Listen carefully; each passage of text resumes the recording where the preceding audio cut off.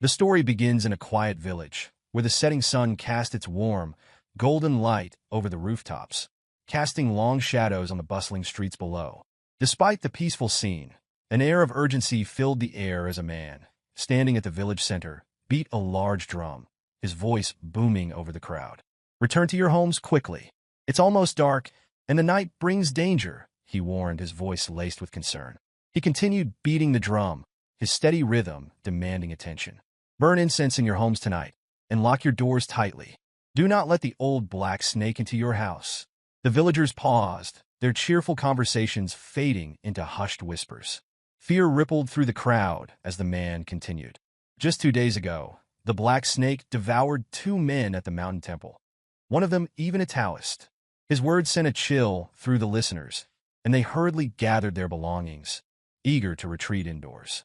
Though the old black snake hadn't attacked anyone in the village recently, chickens and ducks had gone missing, vanishing without a trace. The villagers, anxious not to lose their animals, made sure to secure everything before the night fell. Outside the village, near the foot of the mountain temple, a father and son were gathering herbs in woven baskets. As they worked, the boy looked up at his father and said, "We should bring the chickens inside tonight. What if the black snake eats them?" The father nodded, agreeing silently. Losing the chickens would be a big loss, especially with winter approaching. They lifted their baskets onto their shoulders and quickly started their journey back to the village, leaving the temple behind them. Unbeknownst to them, someone inside the temple had overheard their conversation, the very creature the villagers feared. The old black snake, coiled tightly around a large stone statue, had listened intently. Its eyes gleamed with faint amusement as it realized that the old black snake they spoke of was none other than itself. As the snake slithered along the temple's cold walls, its long body weaving between the pillars, it wondered why the villagers considered it so terrifying. "And old?" the snake thought with a faint, wicked glint in its eyes. Did they really think of it as an ancient, fearsome creature? It paused, recalling the events from 2 days prior. Yes, it had eaten 2 people. That much was true. The memory resurfaced vividly. 2 days ago, a man had come sprinting up the temple steps, his breath ragged and desperate.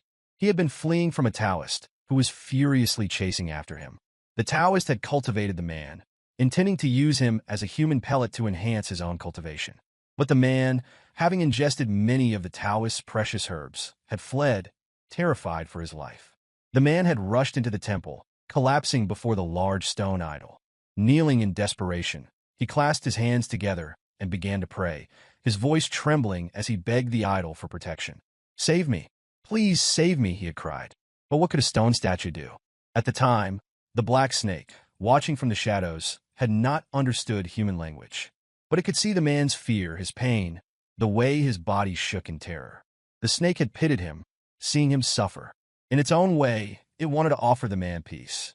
And so, in a single, swift motion, the snake had devoured the man whole, ending his misery in one gulp.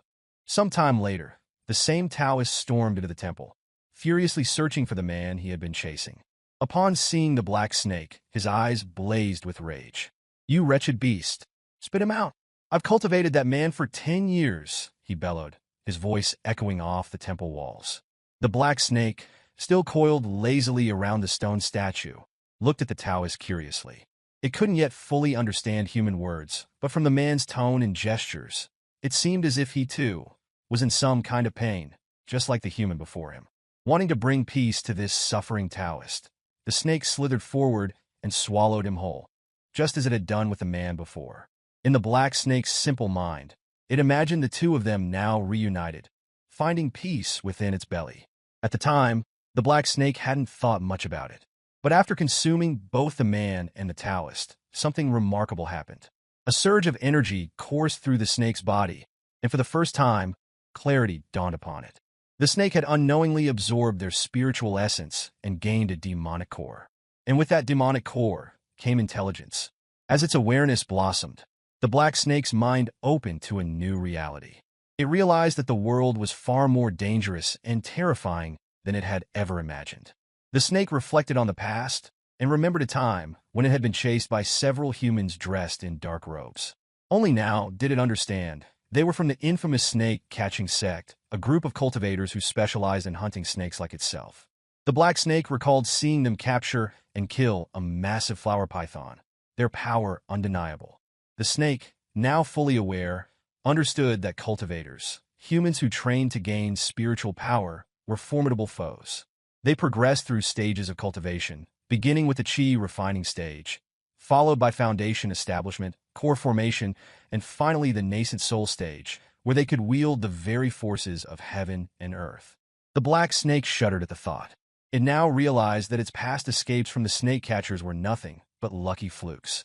With this newfound intelligence, the black snake decided that survival was its only priority.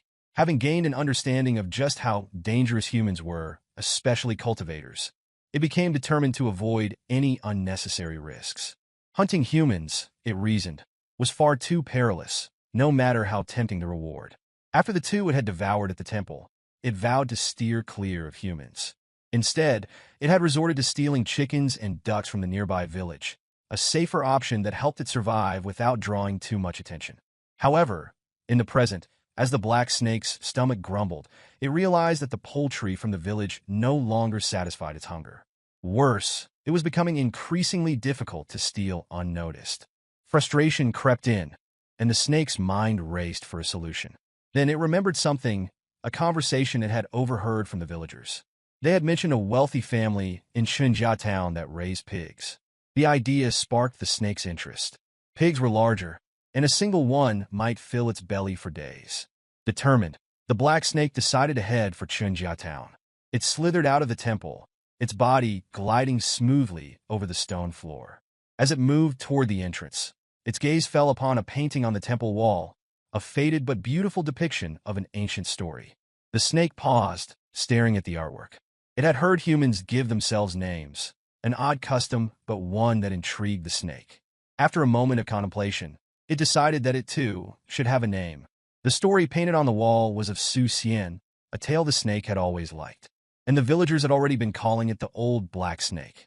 A slow grin spread across the snake's face, or what passed for a grin on a snake, as it decided on a fitting name for itself. From now on, it would be known as Su He. Night had fully descended on Xinjia town, casting long shadows across the village as its inhabitants rested in their homes. Su He, having slithered through the quiet streets, finally found the pig's den he had been searching for. His eyes gleamed with hunger as he peeked inside. The den was filled with several large pigs, and just the sight of them made his stomach rumble. Drool dripped from his open mouth as he glanced around cautiously, checking if any humans were nearby. Satisfied that the coast was clear, he raised his head and in one swift movement, devoured a pig whole. The pigs in the pen began to stir, with one particularly loud pig squealing in fear as it bolted away from Su He. Annoyed by the noise and not wanting to alert the humans, Su He lunged at the frightened pig, swallowing it in a single gulp. He continued feasting, devouring several more pigs until he felt bloated. Burping softly, Su He glanced at his engorged body, which was now filled with a mass of multiple pigs. He briefly wondered if he had overindulged, but with several hours until dawn, he decided to rest in the den and digest his meal. Time passed quietly, and Su He began to relax. However, just as he was settling in, he heard voices approaching from nearby. His body tensed, instinctively sensing danger. Opening his eyes, he saw several figures standing just outside the pig den. Without wasting a moment, Su He climbed up one of the wooden pillars, curling himself onto the roof beams to hide. From his vantage point, he watched as two men entered the den, carrying the limp body of a man dressed in black. The man in brown robes, who was supporting one end of the body, spoke first. Chun Fan stopped breathing, he said grimly. The other man, clad in blue, scoffed dismissively. Good riddance. A worthless guy like Chun Fan doesn't deserve to live. They tossed Chun Fan's lifeless body onto the straw-covered floor of the pig den and turned to leave. As they exited, the man in brown paused, looking around the barn with a puzzled expression. Strange, there seemed to be fewer pigs than before. He shook his head, though, and quickly brushed the thought aside, following his companion out. Su He, still hidden above, lowered his head cautiously to get a better look. His eyes focused on the body of Chun Fan, who appeared completely lifeless. The snake recalled overhearing that dead bodies brought bad luck, and he was just about to slink away when something alarming happened. Chun Fan's eyes shot open. Startled, Su-hei froze. His heart raced as he watched the supposed corpse slowly sit up, kneeling in the straw. Su-hei's mind raced, wondering if the man had turned into some kind of zombie. But what happened next was even more bizarre.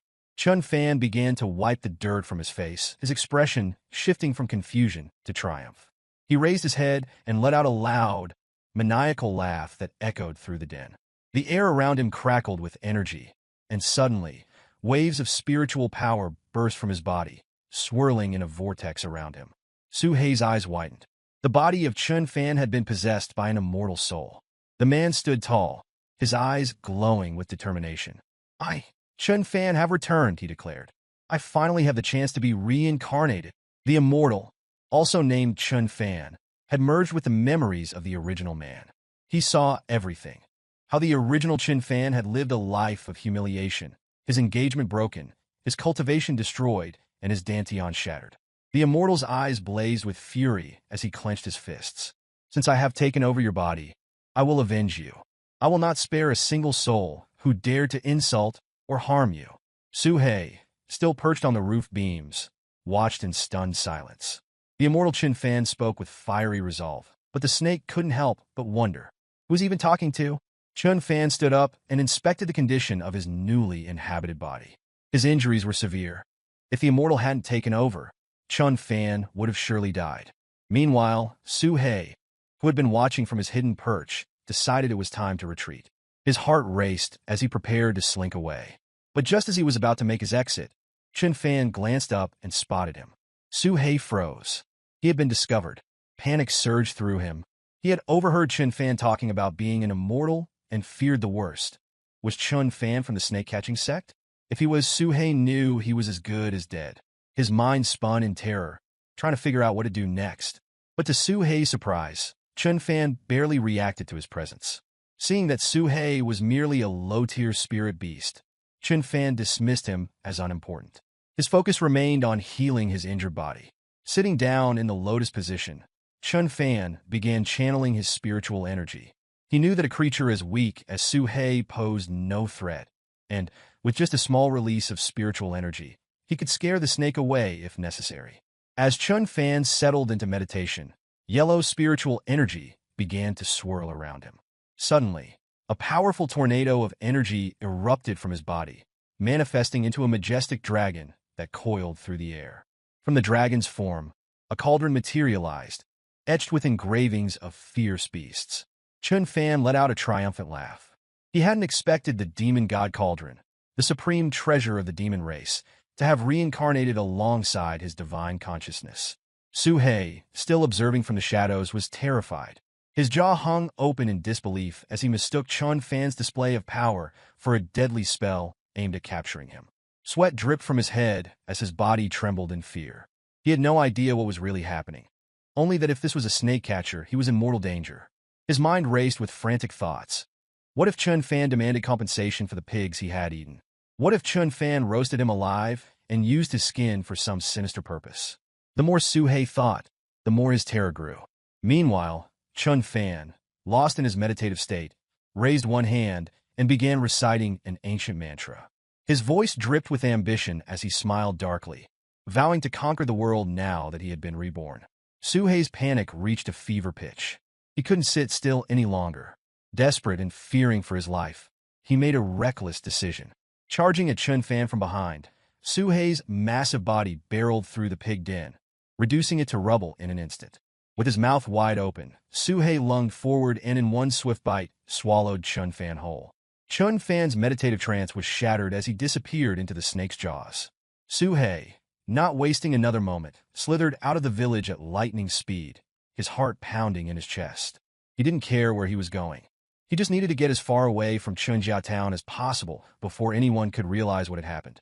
Inside Su-hei's belly, Chun Fan found himself drenched in the snake's internal fluids, his veins bulging with rage. His voice was laced with fury as he muttered to himself, "A lowly spirit beast dares to challenge me?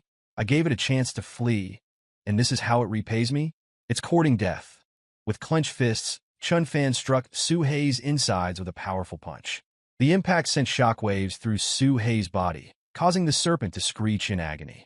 Blood spurted from Su-hei's mouth, and his belly convulsed under the relentless onslaught of Chun Fan's attacks.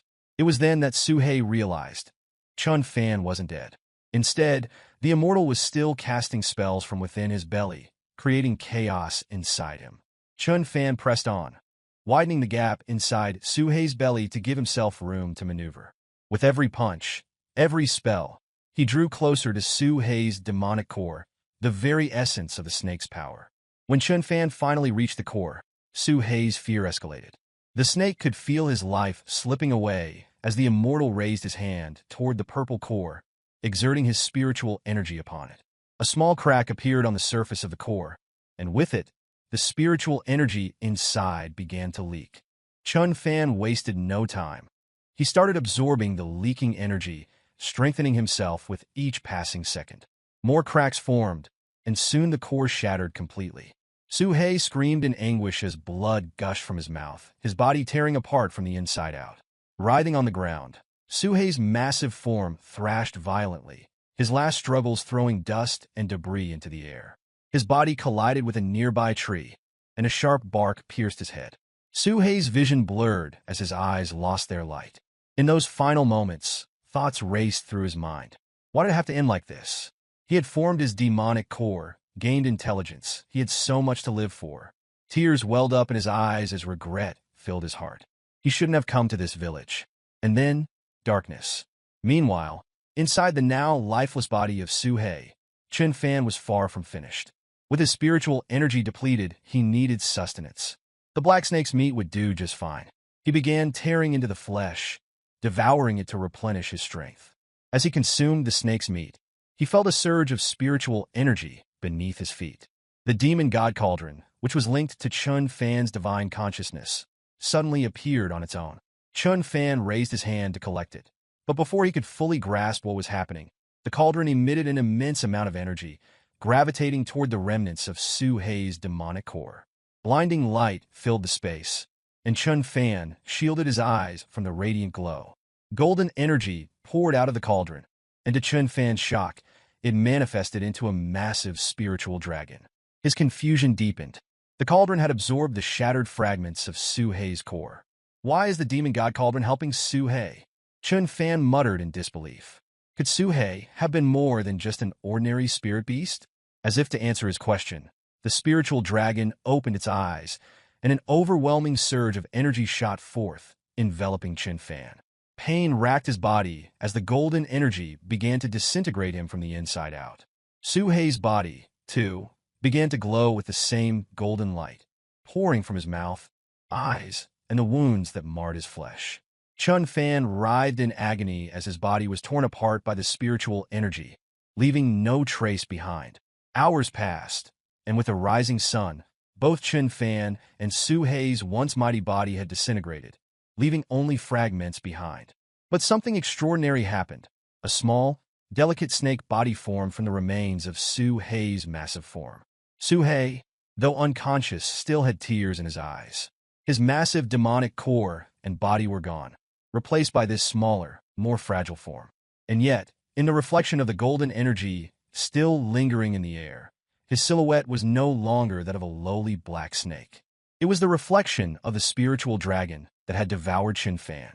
One of the pigs, emboldened by its numbers, lunges at Suhei's tail, which has grown noticeably longer and more powerful since he consumed the demon god cauldron. The persistent nipping of the pig irritates him, and with a casual yet firm motion, Suhei gently lifts his tail, wrapping it around the pig's neck. His eyes narrow as he begins to choke the creature, growling, "I said stop!" The pig squeals in panic before scurrying away, realizing its life was mere moments from being snuffed out. Suhei watches it flee, his voice rising in anger. "I'll devour all of you!" His eyes drift to his tail, now riddled with small bite marks from the pig's attacks. Annoyance flickers across his face as he mutters, "These wretched creatures." His frustration soon gives way to contemplation. "I should have been dead long ago." His thoughts wander back to the battle with the immortal, the moment his demon core was destroyed. Every demon knows the core is essential for cultivation, for life itself. But here he is alive, and not only alive, but growing stronger. How am I still here? How can I still cultivate without a core? Burying his head in his coiled body, Suhei lets out a long sigh of despair. Without the demon core, his future seemed bleak. Cultivation is impossible for a demon without one, or so he thought. Yet something gnaws at him, a growing realization. Wait, how am I still breathing? Suddenly, everything clicks into place. Suhei's eyes widen in astonishment. The demon god cauldron replaced my core. He instinctively looks down at his stomach, the usual place where a demon core would reside. Instead, he senses the demon god cauldron fused with his being, merged deep within him.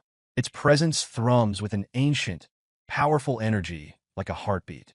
So this is what saved me. As he ponders this revelation, Suhei's gaze sharpens, and something new stirs within him. His vision shifts, and to his shock, he can now see into his own body, the complex networks of energy and chi flowing through him. X-ray vision? He blinks, then focuses on a pig nearby. In an instant, he sees through the creature's skin, its internal organs laid bare before him. His mouth curls into a smirk. Divine perception. The ability was typically reserved for powerful human cultivators, yet now it is his to wield. Closing his eyes, he tests the newfound skill again and realizes that even in darkness, he can see the vital signs of creatures around him. Hunting will be easier now, he muses. Evading threats, effortless. When he reopens his eyes, another wave of insight hits him. Information, knowledge, flooding his mind. It reminds him of the wisdom he gained after devouring the two human cultivators. This time, however, it feels more profound. He can now clearly recall the cultivation paths and techniques of Chun Fan, whose essence he absorbed not too long ago. Suhei suddenly winces, clutching his head as a sharp pain pierces his mind. Too much, too fast. He knows he needs to control this influx of knowledge before it overwhelms him. Curling his body into a tight coil, he takes a deep breath, trying to calm his thoughts. This might heal me, he mutters, remembering how Chun Fan meditated.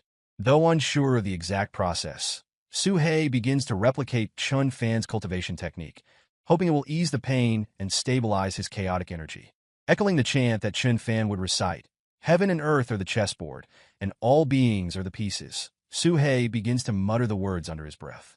To his surprise, as he repeats the mantra, a faint spiritual energy stirs from within the demon god cauldron. Slowly but surely, the energy spreads, resonating with the surrounding area. The spiritual energy from the environment responds in kind, swirling toward him, mending his injuries as it envelopes his form. His wounds, particularly the bite marks on his tail, visibly begin to close. Suhei watches in amazement, marveling at the effectiveness of this ancient method. After only a few moments of practice, his body feels invigorated, brimming with spiritual energy, as though he had consumed an entire field of spiritual herbs. He coils himself tighter, his form resembling a protective embrace. Meditation isn't just for cultivation, he muses aloud. It heals as well, a side effect, but a powerful one. For a brief moment he pauses, his thoughts turning back to his shattered demon core. Without it, demons are incapable of storing spiritual energy. Yet, as the demon god cauldron pulses within him, he wonders, could it have taken the place of my core? The thought lingers for only a moment before Suhei shakes his head, dismissing it. He decides to leave such questions for later. Right now, the most important thing is finding a suitable location to rest and cultivate further. His instincts tell him not to linger here too long. In the background, one of the pigs, seemingly unaware of the strange occurrence, continues to snuffle around, unperturbed. Suhei eyes the pig with mild amusement, deciding that before he embarks on his cultivation journey, he should indulge himself. I can grow stronger over time, he reminds himself, but no need to rush into battles with humans just yet. With a swift motion, Suhei pounces on the pigs, feasting until his hunger is sated and his energy fully restored. After his meal, the scene transitions to a serene river, where Suhei bathes himself, using a small rabbit as a makeshift cloth to scrub his scales clean. Since his enlightenment through the human pellets, new insights have been steadily surfacing in his mind. The revelations are growing more frequent and intense, and he can feel his understanding deepening each day, particularly since absorbing Chun Fan. One morning, after several days of meditation and reflection, a profound realization strikes him. He suddenly comprehends the cultivation system that humans speak of with such reverence. It finally makes sense, everything falls into place. Not only does the human cultivation system have stages, but so does the cultivation of demon beasts like him. The stages are strikingly similar, categorized into distinct levels of progression: the spiritual stage, the foundation establishment stage, the core formation stage, and finally, the nascent soul stage. Suhei currently stands at the peak of the first spiritual stage, which corresponds to the pinnacle of the human chi refining stage. His aspirations, however, extend far beyond this. He dreams of becoming a legendary spiritual beast, one capable of splitting heaven and earth, and this dream fuels a deep yearning within him. It's a desire not just for power, but for freedom. Freedom from his haunting past and the limitations that have bound him for so long. He knows that the only path to such greatness lies in cultivation. Within the seclusion of his cave, spiritual energy pulses from his coiled form as he recites Chun Fan's mantra. The days of practice have not been wasted. Suhei has realized that the mysterious arts he's learned offer far more than mere healing. They strengthen his body, enhance his physique, and purify his meridians, eliminating impurities with each cycle of energy. His skin has shed in the process, a natural transformation that leaves him stronger, yet something bothers him. He strikes the cave wall with his tail, venting his frustration. A week has passed, and while I've changed greatly, why have I shrunk so much? His horns have lengthened, his scales have hardened, giving him an aura of majesty. Yet, despite these improvements, his size has baffled him. He's gone from a proud 30 centimeters to a mere 6. After shedding my skin, I should have grown larger, not smaller. His voice echoes through the cave. A bird lands beside him, seemingly unaware of Suhei's presence. He perceives its casual landing as mockery, a final straw that sends his temper flaring. With a swift motion, his tail strikes, killing the bird in an instant. As he consumes it, he grumbles, sighs aside, "My power and speed have grown. Even with his smaller form, I am far more flexible, enough to take down larger prey now." Satisfied, Suhei senses the demon god cauldron within him, realizing fully that it has become his new demon core. Spiritual energy steadily accumulates within it, preparing him for an inevitable breakthrough. Yet there's a problem. His energy consumption has become excessive. Though Chun Fan's arts allow him to absorb spiritual energy from heaven and earth, it is no longer enough to sustain his cultivation. The natural absorption is too slow. He needs more. He needs resources to fuel his next stage. Without them, progress will grind to a halt. As he ponders this, Suhei gazes out of his cave and spots a wild boar in a nearby field, feasting on a watermelon. Suhei considers the wild boar before him. Though large and somewhat dangerous, he is now at the peak of the first spiritual stage, and according to the cultivation system, this boar should be no match for him. With its undeveloped intelligence and lack of cultivation, he feels confident that a properly executed approach will make it a simple and delicious meal. Carefully, Suhei gathers small rocks with his tail and mouth, ready to strike. Meanwhile, the boar remains oblivious, continuing to feast on the watermelons scattered across the field. Suhei inches closer, his heart racing with excitement. But just as he's about to launch his attack, he freezes in place, the rock falling from his mouth. The wild boar turns, its fierce eyes locked onto him, and to his shock, its body radiates spiritual energy. Suhei tries to play it off, encouraging the boar to keep eating, but the beast roars thunderously in response and charges at him. Panic sets in as he bolts, fleeing from the terrifying creature. Why is this boar so powerful, he wonders, barely dodging the beast's attacks. But soon, he's cornered with no escape in sight. Realizing he must fight to survive, Suhei prepares to face the boar head-on. Using the rocks he had gathered, he hurls them at the boar with incredible speed, hoping to at least slow it down. To his surprise, the rocks strike with such force that they obliterate the boar, leaving its body in ruins. Suhei stands in disbelief, watching as the creature collapses in a lifeless heap. Did I just kill it with one strike? He questions his own strength, amazed at the power he unleashed. However, recalling his previous encounters with cunning pigs, Suhei grows suspicious. It could be playing dead, he mutters. To be sure, he throws more rocks at the boar's limp body, confirming its death. Only then does he breathe a sigh of relief, aware of how close he came to danger. Determined not to take any chances, Suhei resolves to dismember the boar, separating its head and limbs from its torso. As he begins to feast on the wild boar's flesh, He notes how much firmer the meat is compared to that of ordinary pigs. It also has a distinct flavor, different from what he expected. But something's wrong. Suddenly, he spits the meat out, disgusted. This isn't an ordinary wild boar. It's a pig demon. Realization dawns on him, and he feels unsettled. Demon cores, he recalls, are dangerous. They contain violent spiritual energy, and consuming them raw would lead to an explosive death. Suhei shakes his head in frustration. He knows that to properly absorb a demon core, it must be refined into a pill, but he has no knowledge of how to do that. Suddenly, Suhei pauses, contemplating the nature of wild beasts like tigers that consume their prey whole, including both the body and the core. This raises an intriguing question. If they were to eat a raw demon core, wouldn't they explode from the violent energy within? Surely, if that were the case, these powerful beasts would have gone extinct long ago.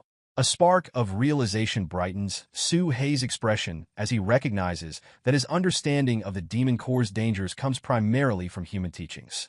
Perhaps, due to the fundamental differences in physiology between humans and beasts, he might be able to consume a raw demon core without dire consequences. With newfound determination, Suhei opens his mouth wide, preparing to swallow the demon core. The size difference presents a challenge, and he struggles momentarily before finally managing to consume it whole.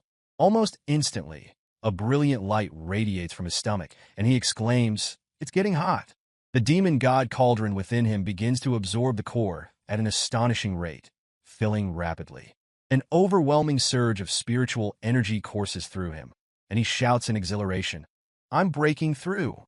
In that moment, he feels a powerful transformation as he successfully reaches the second spiritual stage. His body is covered in spiked scales, and he marvels at how two of those scales have turned a striking golden hue.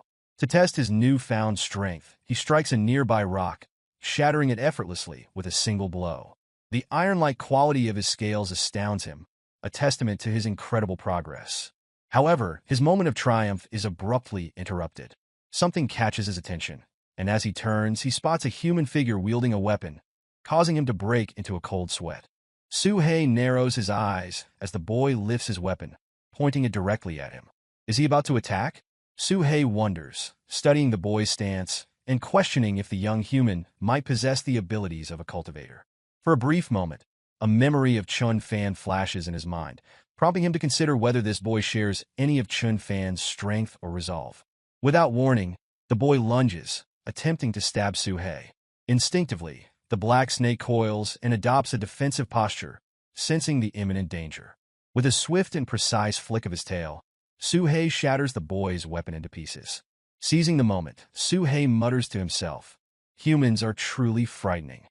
He quickly flees, not wanting to stick around in case the boy's companions arrive. Meanwhile, the boy, clearly shaken, exhales in relief. Having narrowly escaped a dangerous situation, he calls out to his father, informing him that the old black snake has killed and consumed the demonic pig beast, the very creature responsible for his mother's death. The boy adds, with a mixture of awe and gratitude, that the black snake spared his life. His father, confused by the situation, inquires further, but the boy is too overwhelmed to explain in detail. The scene shifts to a dense forest, where Suhei slithers up a rugged mountain path.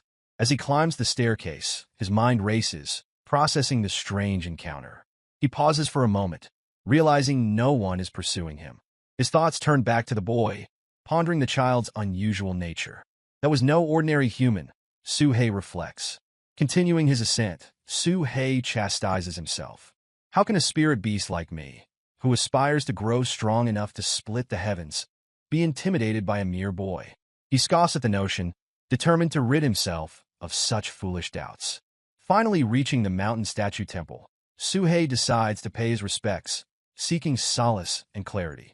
The temple had long been the site of his enlightenment, a place he associated with great fortune. Upon entering, memories flood his mind. He recalls hearing that possessing a demon heart can be a significant hindrance to spiritual cultivation. Devotion and discipline are essential for overcoming this obstacle, he reminds himself. Using his tail, Suhei carefully balances 3 incense sticks, lighting them as he approaches the massive statue. With a deep breath, he calls out to the mountain statue, announcing his return and seeking guidance. Just then, a delightful aroma wafts through the air, interrupting his prayers.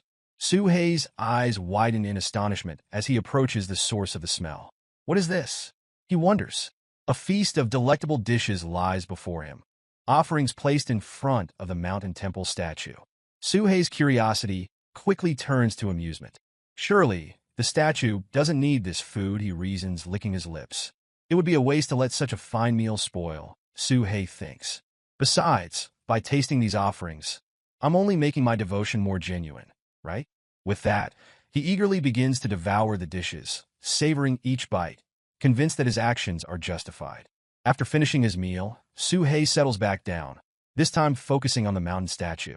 He begins to pray, earnestly asking for blessings to rid himself of the demon heart that weighs him down and to succeed in his cultivation journey. As his eyes close, he whispers a request for strength and a good life. But just as his thoughts begin to align, something sharp disrupts the calm. Voices, harsh and frantic, reach his ears.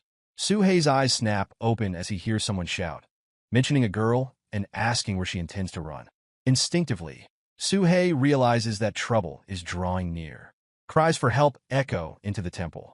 The next moment, a young woman bursts through the entrance, desperation written on her face, followed by a group of men. Suhei, feeling trapped, swiftly conceals himself behind the mountain statue, his body pressed low against the floor. What's going on? He wonders, his mind racing.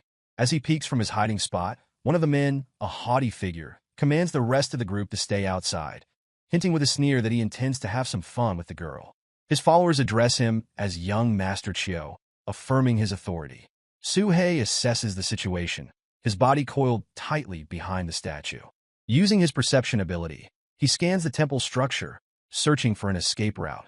To his dismay, he realizes there's only one exit, where the thugs are currently stationed. Escape without detection? Impossible. Through his heightened senses, Suhei begins to observe young Master Chiu closely. The arrogant man circles the girl like a predator, a dangerous glint in his eyes. No woman has ever defied me once I've set my sights on her, Chiu sneers. The girl, trembling, clutches a knife, her voice shaking as she warns him to stay away. This only enrages Chiu further. His voice turns cold. Choose your next words carefully, or you'll suffer a fate worse than death. Her grip tightens around the knife as she retorts, I might not be able to kill you, but I can end my own life before you get what you want. Watching the scene unfold, Suhei's memory stirs. The name young Master Chiu rings a bell. Wasn't he the one from the pig pen? The one responsible for beating Fan to death? A familiar sense of disgust crawls up Suhei's spine as he watches the man's demeanor. Intrigued but mostly baffled by human nature, Suhei muses on how unpredictable humans are with their desires. Are humans always this strange? He wonders, recalling his own nature as a spirit beast, where such urges follow the rhythms of the seasons, unlike this chaotic display. Why would a creature like Chiu be so fixated on such a fragile woman?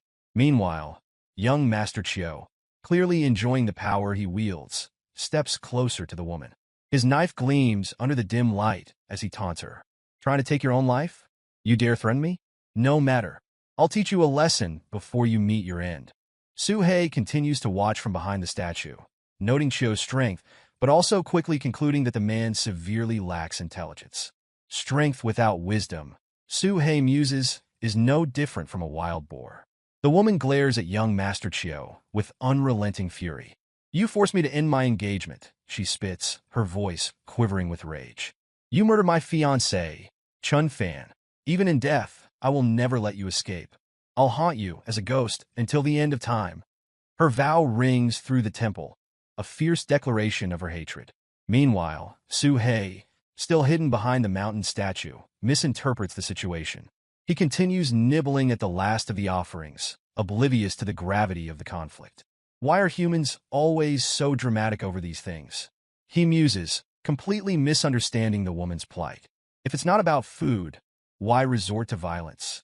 With a sigh, he silently suggests that the mountain statue should simply bless them both and send them on their way so he can return to his prayers in peace. Suddenly, there's a sharp crack. One of the statue's hands breaks off, crashing to the ground with a loud thud. The sound causes both young Master Chiu and the woman to freeze, their eyes snapping toward the statue in shock.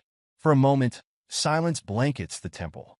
Then, Young Master Chio narrows his eyes and shouts, "Who's hiding behind the statue? Show yourself." Meanwhile, the woman, still trembling, interprets the statue's movement as a divine intervention. She rushes toward it, falling to her knees before it, praying desperately for salvation. "Please save me," she cries. To her horror and astonishment, Suhei slowly emerges from behind the statue, his black scales gleaming under the dim light. His sinuous, towering form sends shivers through the room. The woman screams in terror. "A spirit beast!" she exclaims, stumbling back. Young Master Chio, momentarily confused, looks around frantically. A spirit beast? Where? He steps forward, knife still in hand, but the woman, in her panic, accidentally collides with him, and the blade plunges into her side. There's a brief moment of stunned silence. Young Master Chio gasps, eyes wide with horror, as he realizes he's just stabbed the woman. I didn't mean to." Outside, the minions hear the commotion and rush into the temple. "What's going on, young master? Have you finished having your fun?" One of them asks with a sly grin. But young Master Chio, shaken, shouts, "There's a spirit beast in here. It ruined everything." His frustration mounts as he demands the creature leave immediately. Suhei, still watching the scene unfold, is stunned. "A spirit beast? Me?" His black scales shimmer, and suddenly, all attention is on him. The minions glance around nervously, gripping their weapons tighter. "I'm an outer disciple of the snake-catching sect," young Master Chio announces, his voice shaking slightly but laced with arrogance. "You think you can frighten me, spirit beast?" Suhei breaks into a sweat. "Snake-catching sect? I don't want to be caught." Panic begins to set in, and he tries to remain as still as possible, hoping they might forget about him. But when no response comes from Suhei, young Master Chio commands his minions, "Check behind the statue. Find that snake." Without hesitation, the minions approach the statue cautiously, weapons drawn. "Come out, beast!" one of them shouts, their voices betraying their fear. Suhei, now cornered, feels his heart racing. "I have to fight. I don't want to, but I have no choice." His survival instincts kick in. Better to fight than to be caught. In an instant, Suhei reveals himself in full, his massive form and sharp fangs gleaming. He hisses fiercely, his dark aura exuding a menacing presence. The minions recoil in terror. It really is a spirit beast. A snake spirit beast. Young Master Chio, now more cautious but still determined, orders them, "It's just a small creature. Don't let it intimidate you." But as Suhei coils up, ready to strike, even young Master Chio feels the weight of fear creeping in. This isn't just any snake. Young Master Chio begins to gather spiritual energy in his palm, his expression tense as he commands his minions, "Restrain the spirit beast. I'll finish it with a snake-catching sect's air-splitting palm." His technique requires time to gather power, and he's confident his minions will handle Suhei long enough for him to unleash it. The promise of a reward fills the minions with reckless determination.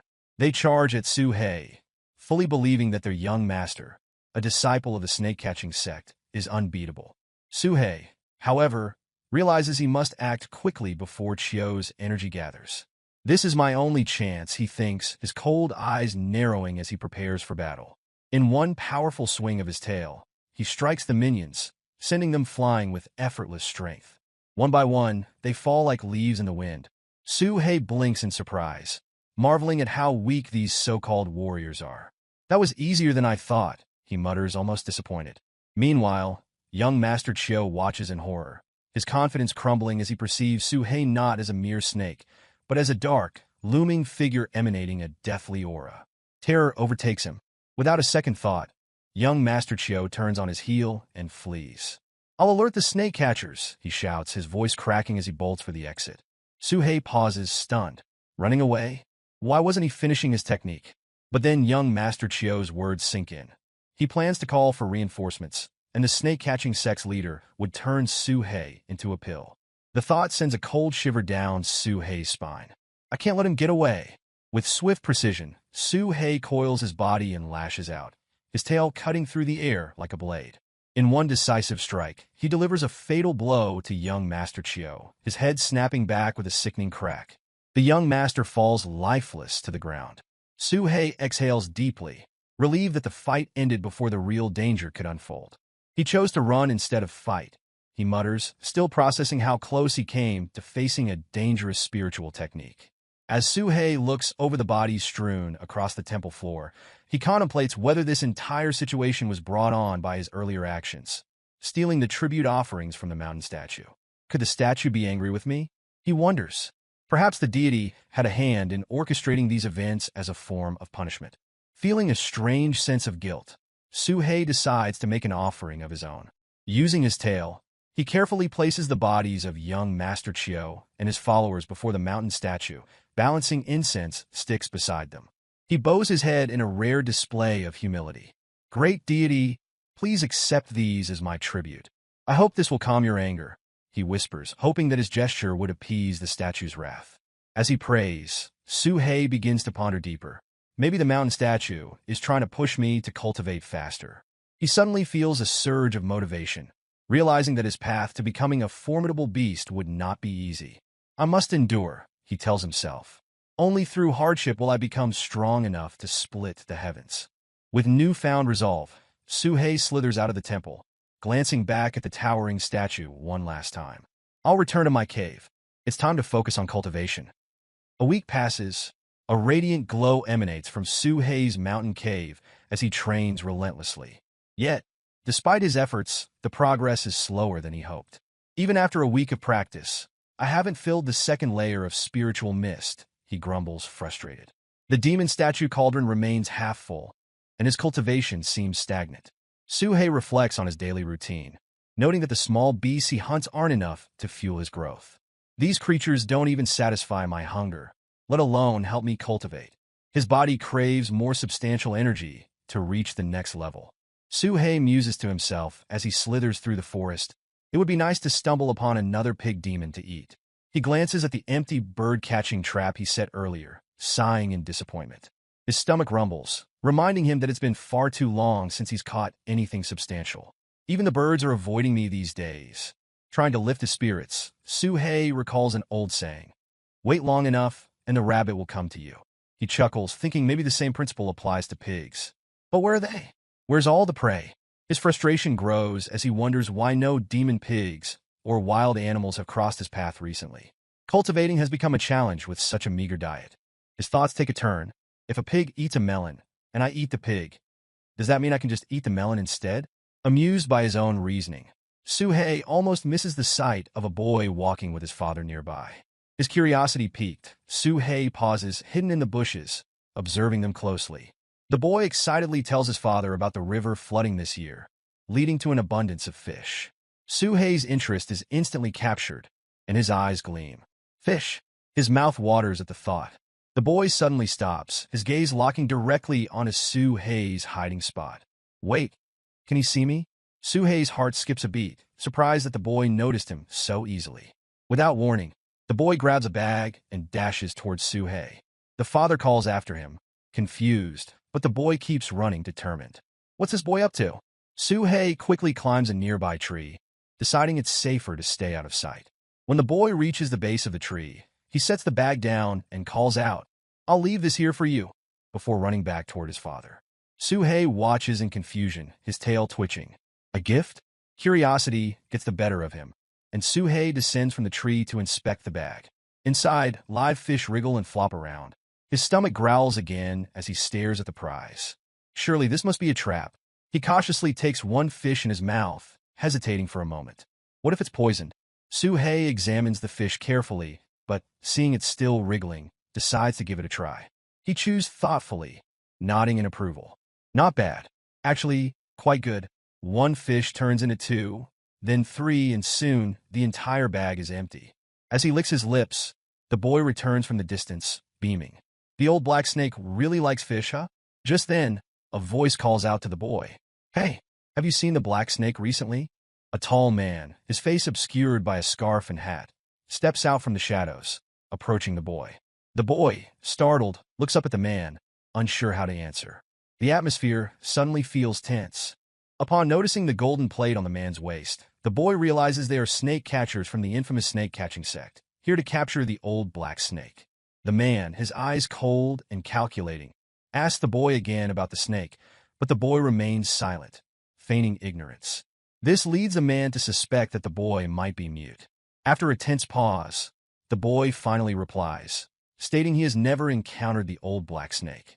At this point, the man's companion, also clad in black, addresses him as Senior Brother Ding and informs him that the boy knows nothing and is of no use. Suddenly, a commotion erupts from the top of a nearby hill. Several crows take flight, their cries piercing the air, drawing the attention of the two men and the boy. Puzzled by the disturbance, the snake catchers decide to investigate. One of them speculates that the commotion could be the old black snake, prompting the boy to inwardly wish for the snake to escape their clutches. However, before they can ascend the hill, they freeze at the sound of a voice echoing through the valley, claiming that the old black snake had consumed someone in the river. The two men, interpreting this as a sign of the snake's presence in the water, dash towards the river, determined not to let it slip away. The boy chuckles softly, confident that the old black snake is still feasting on the fish he provided earlier. There's no way it could be in the river, he thinks. Meanwhile, at the summit of the hill, where the crows had been cawing, several broken eggs lay scattered across the ground.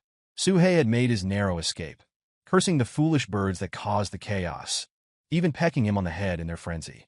He shook his head, irritated but focused on his survival. He pondered how he had once again narrowly evaded capture by the snake-catching sect, who were now falsely accusing him of consuming people in the river. Suhei mused on the strange behavior of the boy, wondering why the boy had claimed never to have seen him before. But after a moment's thought, he dismissed it. Human behavior was too bizarre and unpredictable for him to bother understanding. He had bigger concerns now. The snake catchers were hunting him, and they were relentless. He resolved that he could no longer linger in the area and would have to avoid this region entirely if he wanted to ensure his survival. Near the riverbank, Suhei decided that his best course of action was to escape to the mountains on the opposite side. He believed the mountains would provide a safe haven for at least a few months, a place where he could focus on his cultivation away from human interference. As he slipped into the river and began swimming across, his mind wandered. He noted with some dread that winter was approaching in 3 months. Without a reliable source of food, his cultivation progress would be severely hindered during the cold season. Suddenly, a large figure emerged in the water ahead of him, sending ripples through the river. Suhei's eyes widened, and before he could fully process the sight, a massive fish lunged at him, its mouth wide open, attempting to swallow him whole. Not again! Suhei cursed his misfortune as the monstrous fish loomed closer, its dark silhouette growing larger by the second. Suhei quickly leaped aside, wondering why such fearsome creatures inhabited this river. Submerging his head underwater to get a better look, he realized the beast pursuing him was a giant eel. Its serpentine form explained why it had been mistaken for him, the old black snake, in the first place, and why it was blamed for the disappearances in the river. However, something caught his attention. The eel was severely injured, likely from a fierce confrontation with the snake catchers. Suhei pondered why the eel had attacked him without provocation while he was merely passing through. It wasn't until their eyes met that he understood. The eel was not fleeing. It was trying to regain its strength by devouring him. With a grin, Suhei considered confronting the beast, seeing it as a potential source of sustenance for the cold months ahead. However, caution soon tempered his eagerness. This creature had evaded the snake catchers, a sign of its formidable strength. The risk was too great, and Suhei quickly prioritized his own survival. Just as he made his decision to escape, the eel lunged at him from behind, intent on swallowing him whole. Suhei noted the creature's relentless determination, but with a swift maneuver, he dodged the attack, swimming to the side just as the eel crashed headfirst into the riverbank. As Suhei attempted to flee again, he couldn't help but admire the eel's tenacity, though his own exhaustion was creeping in. Determined to end this struggle, Suhei summoned all his strength and decided to target the eel's vulnerable, wounded abdomen, hoping to find a way out. Shifting into his battle form, Suhei's body swelled, growing larger than usual. With a powerful strike, he slammed his tail into the eel's weakened abdomen, eliciting a painful shriek from the creature. Biting into its flesh, he recoiled at its slimy texture and peculiar odor. But then, something unexpected happened. His mouth filled with heat. "Ha!" Suhei exclaimed, bewildered. How could there be fire at the river's bottom? As he looked around, he noticed the water itself seemed to ignite, though they were submerged. Confusion filled him. How could this be happening underwater? The eel, undeterred, prepared for another charge, its maw wide open, poised to devour him. Suhei, sensing something strange, questioned if he was seeing an illusion. Recalling Chun Fan's teachings on illusions, Suhei knew he had to remain calm. He speculated that the eel's mucus might be causing these hallucinations, further clouding his judgment. As the eel drew ever closer, Suhei resolved to follow the advice of Chun Fan. Control the mind, shatter the illusion. Curling his body tightly, Suhei began to concentrate all his spiritual energy into a single point, his thoughts focused solely on survival. He recited the incantation of the demon god cauldron, envisioning heaven and earth as the chessboard, with all living beings as mere pieces. With a roar that echoed even underwater, Suhei commanded the illusion to shatter. The energy surged from his core, and the demon god cauldron within him manifested into the form of a magnificent dragon, tearing through the false reality. Suhei was filled with awe, having successfully shattered the illusion, but his triumph was short-lived. Mere inches away from him, the massive eel was still lunging to devour him. In a moment of desperation, Suhei closed his eyes, knowing escape was impossible. Instinctively, he lashed out with his tail, bracing for the worst. To his astonishment, his tail, reinforced by golden scales tougher than iron, sliced the eel clean in half. Opening his eyes, Suhei was taken aback by the sight of the eel's body, now severed by his own strike. He stood in disbelief, contemplating the sheer strength his tail had gained. His thoughts drifted to the potential of his golden scales. If further refined, they could render him invincible. But he quickly dismissed such prideful thinking, attributing his victory to luck. The eel had already been gravely injured when it collided with the scales. Caution, he reminded himself, was still essential. Determined to avoid unnecessary risk, Suhei decided it was best to retreat. He needed to hide in the mountains, where he could recover and plan his next moves. The scene shifted to a quiet spot on the opposite side of the mountain, where Suhei had already processed and packaged the eel's meat. He estimated this supply would sustain him for several months of cultivation. Holding the demon core of the eel in his hands, he felt confident that with this, he could push himself to the third spiritual stage. While preparing to consume the demon core, Suhei discovered something else, a golden plate embedded within the eel's body. He paused, speculating that the eel's last meal must have been one of the snake catchers. Bowing his head slightly, Suhei paid his respects to the eel. In its own way, the eel had helped him overcome not only the beast, but his human foes as well. It was, after all, the natural order of life. "I will not let your sacrifice go to waste," Suhei murmured to the eel. "Every part of you will be used." He reassured the fallen creature that even its demon core would serve a purpose. However, as he attempted to swallow the core, he realized it was far too large for him to consume in one go. At that moment, Suhei became acutely aware of the approaching danger. The snake catchers would soon be upon him. Hastily, he secured the eel's meat to his tail and clenched the demon core between his teeth, deciding to refine it later when he reached a safer place in the mountains. Suddenly, the snake catchers arrived at the scene, their voices echoing through the trees. From their conversation, Suhei realized they had pieced together the situation. Initially, they had been confused by how the old black snake had managed to escape so swiftly in the river. But now, it was clear. The water beast that had attacked someone in the river wasn't the old black snake. It had been the black snake that fought and defeated the water beast. One of the snake catchers suggested pursuing the old black snake further into the mountains, but another quickly countered. He explained that the territory ahead belonged to the Iron Bear, a formidable beast residing at the peak of the third spiritual stage. They couldn't afford to underestimate it. Moreover, the mountains were vast, and the forest thick, meaning their search for the old black snake could take months. Worse, they might cross paths with the bear instead. The second snake catcher then inquired if Senior Brother Ding had heard the rumors. The old black snake had recently consumed an alchemist and his human companion, both of whom had been cultivating for many years. This suggested that the medicinal properties of that human were still within the snake, offering a rare opportunity. If Senior Brother Ding could obtain the snake's remains, it might finally push him past the third chi refinement stage where he had long been stuck. Before the second could elaborate, Senior Brother Ding raised his hand in caution. "It's too risky," he warned. "Venturing into the mountains at this time, with only the two of them, would likely lead to heavy losses. They would bide their time and wait until winter set in fully. Once the mountains were blanketed in snow and the bears, snakes, and other beasts entered hibernation, they could make their move." patience would bring them profit. Meanwhile, Suhei had discovered a cozy cave nestled deep within the mountains. He relished its warmth and comfort, noting how it provided the perfect refuge for him to hide and cultivate. At the cave's entrance, he hung the eel meat to dry, already imagining it sustaining him through the long winter months. He decided to focus on cultivation after taking some much-needed rest. And so, 2 months passed. Winter had fully arrived, and snow blanketed the forest in thick layers of white.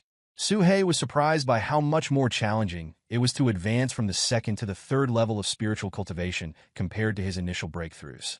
Observing his tail, he remarked on the progress he had made. Through refining the demonic core, blood, and meat he had acquired from the eel, he had strengthened himself, though he still hadn't broken through to the third level. Despite days of continued cultivation, the breakthrough remained elusive. Nonetheless, Suhei felt a sense of minor achievement. 3 additional pieces of golden scale had emerged on his tail, their luster gleaming even in the dim light of his cave. Utilizing his divine sensibility, he inspected the demon statue cauldron within him. It was brimming with spiritual energy, an indication that he had reached the peak of the second level of cultivation. Suhei believed that with the right opportunity, he would finally break through to the third level. The scene then shifts to the snowy forest, where he struggles to relocate with what remains of his dwindling eel meat supply. His body feels stiff from the cold, and he comments on how the harsh winter is sapping his strength. Realizing that he's running out of both time and food, Suhei reluctantly concludes that hibernation is his only option. He resolves to enter a deep sleep and wait until spring to venture out of the mountains in search of more sustenance for his cultivation. Meanwhile, the focus shifts to the snake catchers. They are now speaking with several villagers from a remote mountain settlement, offering golden coins to anyone who helps them locate the old black snake. One villager, eager to secure the reward, assures the snake catchers that their village, known as Snake Village, is renowned for its expertise in hunting and capturing serpents. To aid in their search, they have 2 dogs specially trained to detect the scent of snakes.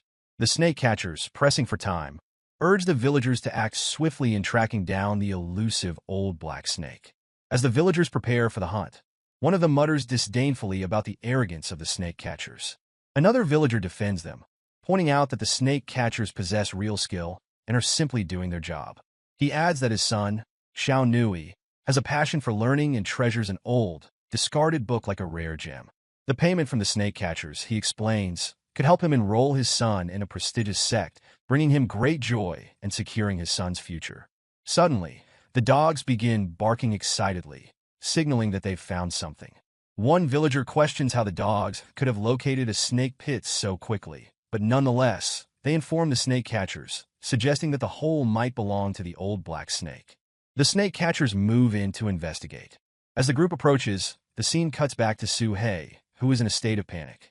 Realizing that the snake catchers have returned with reinforcements and that the dog's keen sense of smell has led them directly to him, he feels the cold biting at his body, leaving him stiff and vulnerable. Escape seems impossible.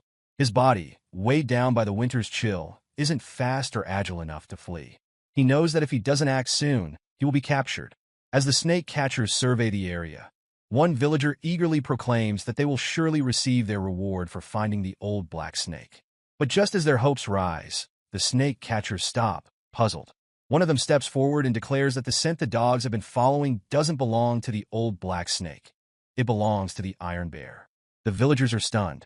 One insists that the dogs have never been wrong before, but the snake catchers dismiss their claims, questioning the villagers' supposed expertise. The villagers soon spotted a large hole resembling a cave, which the snake catchers immediately associated with the territory of the mountain iron bear. Without hesitation, they instructed the villagers to enter the cave in search of the old black snake. Meanwhile, Suhei, hidden away, breathed a sigh of relief, grateful for his careful preparation. He silently praised himself for not only blocking the entrance with stones, but also for covering it with branches and masking his scent with bear feces. In his mind, it was sheer luck that had kept him hidden thus far. As the villagers entered the cave, Suhei silently reassured himself. He had dug a 20-meter deep tunnel, believing that it would be nearly impossible for the snake catchers to detect his presence. Yet, he knew he couldn't afford to be complacent. Urging himself to stay focused, he began circulating his energy, desperately trying to regain his body heat as a precaution against the cold. Outside the cave, the snake catchers stood at the entrance, surveying the area with quiet satisfaction. One of them commented that despite the depth of the hole, it was unmistakably a snake pit, a clear indication that they were closing in on Suhei's location.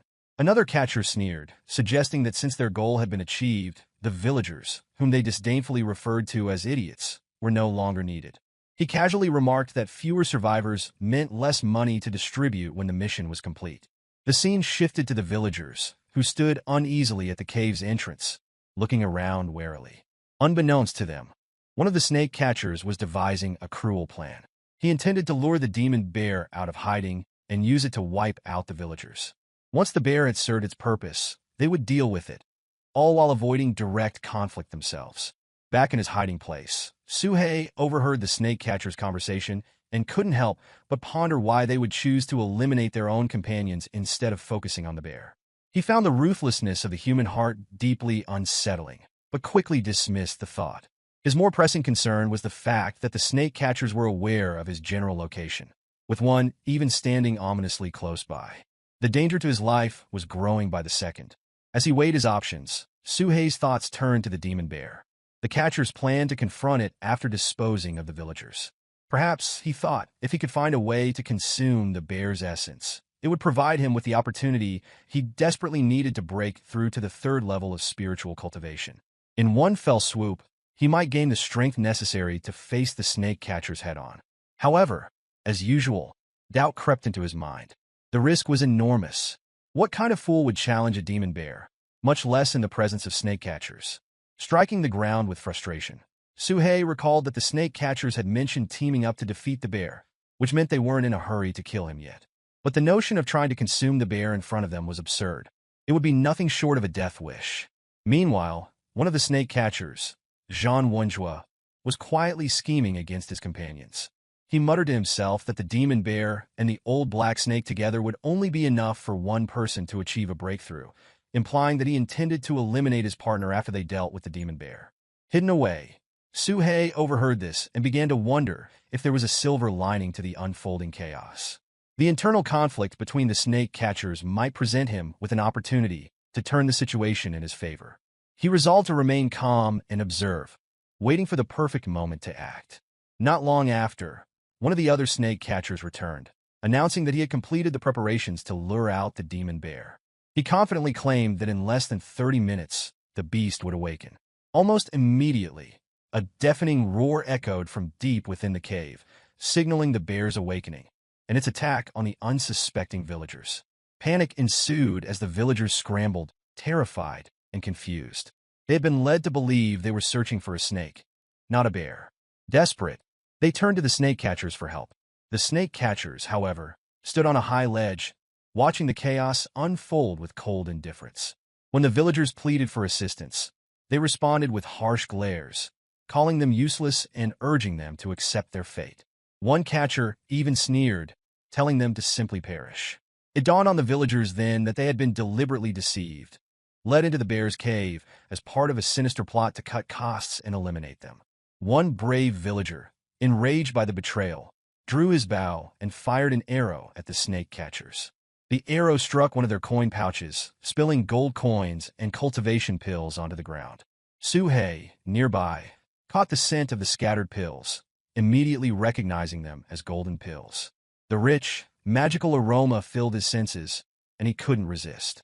With a swift flick of his tail, he snatched one of the pills, drooling at the invigorating energy it radiated. Meanwhile, one of the snake catchers noticed his pouch had been torn open and asked his partner for help collecting the spilled contents. As the demon bear drew closer, the other catcher bent down to scoop up the scattered pills and coins, arrogantly claiming that anything he picked up now was rightfully his, due to his partner's negligence. All the while, the demon bear had finished off the remaining villagers, now holding the last one in its massive jaws. As the grim scene unfolded, Manhua began chanting under his breath, a sinister gleam in his eye. He turned to his partner and suggested that he, too, should join the fallen villagers. Without warning, Jean shoved his partner toward the advancing bear. The man stumbled forward, his eyes wide with shock as he landed dangerously close to the beast. The demon bear's eyes locked onto him, its fury apparent. In disbelief, the fallen snake catcher confronted Jean Manhua, demanding to know why he had been betrayed. Jean smirked, finally speaking aloud the truth he had held in for so long. "You should accept your fate," he said, his voice dripping with malice. "I have waited for this moment for a long time." He then revealed that he had known all along about his partner's intention to eliminate him and claim the spirit beast for himself. "You thought you could deceive me, but I've always been one step ahead," Jean finished, his eyes gleaming with victory as the demon bear closed in on his former ally. Senior brother Ding, realizing his imminent demise, made a desperate plea, offering Jean Wenhua the spirit beast in exchange for his life. But Jean Wenhua, eyes cold and unwavering, declared that it was only Senior Ding's death he desired. As the demon bear lunged forward, Ding activated a powerful talisman and began chanting in a frantic voice. A massive explosion followed, engulfing the bear in roaring flames. Yet, even as the fire consumed its fur, the bear stood tall, its fury only intensifying. Senior brother Ding, however, was less fortunate. The blast from his own spell consumed him, leaving nothing but ashes in the wind. Jean Wenhua, seeing the demon bear emerge from the flames, even more enraged, quickly assessed the situation. The beast, though wounded, was now a far greater threat. Recognizing the heightened danger, Jean Wenhua made the prudent decision to retreat, unwilling to risk his life further. Meanwhile, Su He had been watching everything from his hidden vantage point. The death of the snake catcher, coupled with the demon bear's grievous injuries, made him realize this was his pivotal opportunity. His heart raced as he weighed his options. With Senior Ding gone and Jean Wenhua fleeing, the demon bear was weakened, but still a formidable foe. Yet Su He knew that if he could defeat the bear, it might propel him to the third level of spiritual cultivation in one swift leap. Without hesitation, Su He swallowed the golden cultivation pill he had snatched earlier. A surge of immense energy coursed through him, his body pulsing with newfound strength. He transformed into his battle form, his golden scales gleaming with power, and his muscles rippling with anticipation. Thank you for watching. To confirm you viewed the entire video, leave a comment with the word dragon. We can't wait to see you in the next chapter. Take care. Just as he's about to engage, his eyes catch sight of two chi-replenishing pills lying in the snow. He pauses, hunger gnawing at his insides. Why am I so hungry, he wonders. The question lingers as he eyes the pills, contemplating their effect. He already consumed one earlier. Would taking these two make any difference? He decides to stash one pill behind his teeth, saving it for the right moment. He'll consume it when the need is greatest. Suddenly, a pack of wolves encircles him, their eyes gleaming with predatory hunger. Su He narrows his eyes and speculates that the scent of blood has drawn them in. Rather than feeling threatened, he welcomes their presence. Fortunate timing, he mutters. The thought of feasting on villagers no longer tempts him. These wolves will suffice. Without hesitation, Su He lunges forward, his fangs sinking into the first wolf's throat. He rips it apart with ease, then turns to the next, dispatching them one by one in a flurry of lethal strikes. The remaining wolves snarl and snap, trying to overwhelm him, but he feels nothing but the thrill of the hunt. His hunger pushes him to devour each wolf quickly, savoring their flesh. But no matter how many he consumes, the gnawing emptiness inside him remains. The last few wolves retreat toward the demon bear. The bear, though injured, notices the approaching wolves and swats them aside with its massive claws, killing them with ease.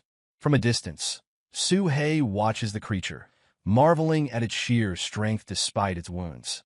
The earlier confrontation with the snake catchers had left the bear battered, but it still fights with the power of a beast at the peak of the third level of spiritual cultivation. Su He knows that, by comparison, he's only at the peak of the second level. A sharp pang of hunger shoots through him again, and his eyes flicker red as he struggles to maintain control.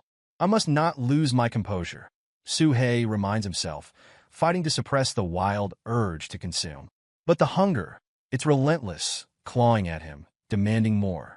His mind drifts to the demon statue cauldron, and a chilling realization forms. It's the cauldron that's driving this insatiable hunger, urging him to devour. It craves something more, something far greater than wolves. It craves the power of the demon bear. His thoughts race. The bear is stronger than him, but it's severely wounded. If he could harness the power of the bear's demonic core, it would elevate him beyond his current limitations. But could he risk it? His survival has always depended on caution, on knowing when to strike and when to flee. The demon bear shifts, its eyes suddenly locking onto Suhei. He freezes, wondering if the bear has finally run out of strength after fending off the wolves. For a tense moment, they stare each other down, the forest deathly silent. Suhei takes a slow breath, forcing himself to remain calm. The bear's gaze seems to burn with primal rage, but there's also a weariness there, a weakness that Suhei senses he might exploit.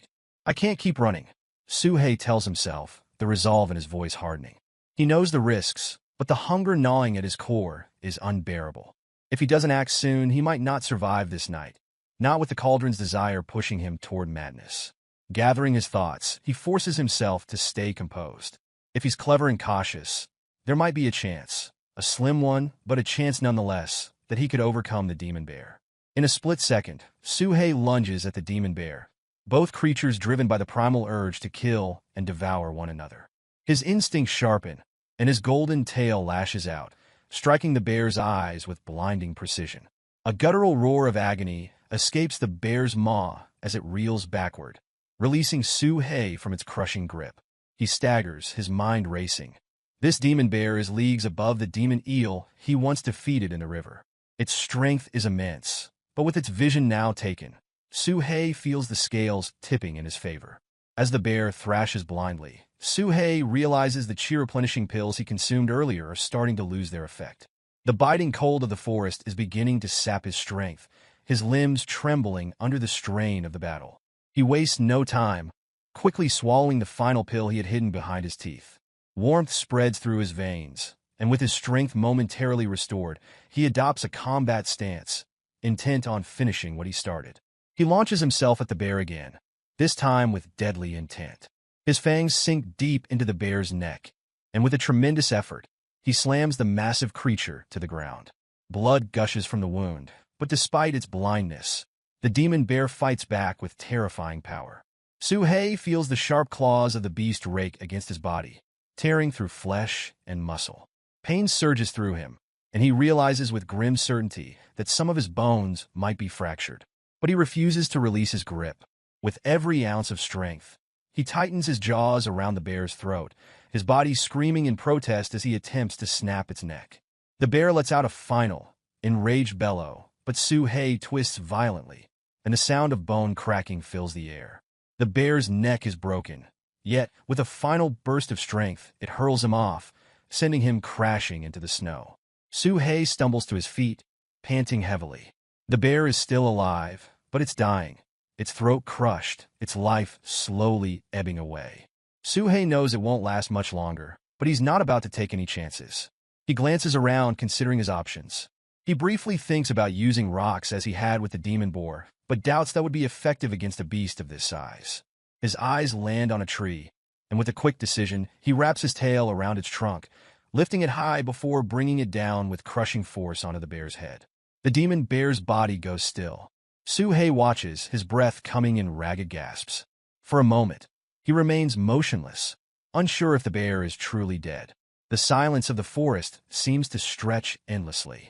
Finally, convinced that the bear is no longer a threat, he allows himself to relax slightly, though the pain in his body is nearly overwhelming.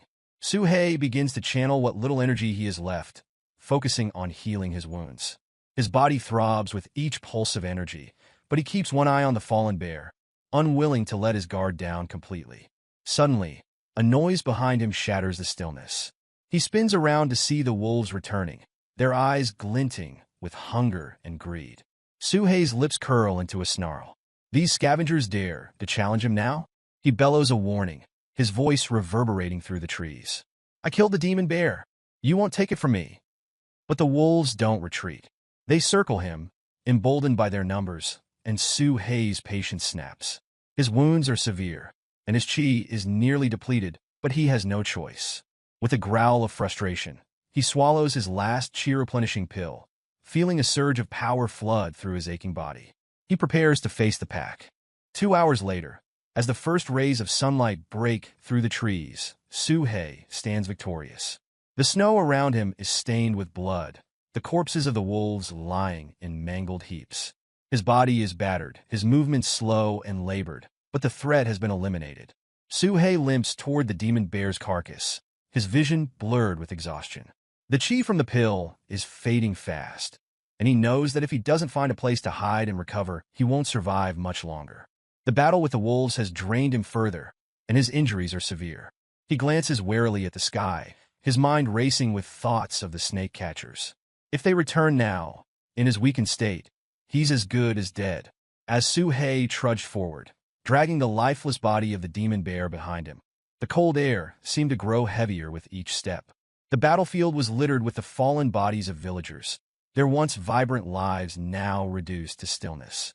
He paused, his gaze falling on one corpse in particular. It was the father of the young boy who had once shared his fish with Su-hei. Beside the man lay the two dogs from earlier, their bodies motionless and stiff, frozen in death. Su-hei approached them, nudging the dogs with his snout, urging them to rise and flee from the encroaching cold.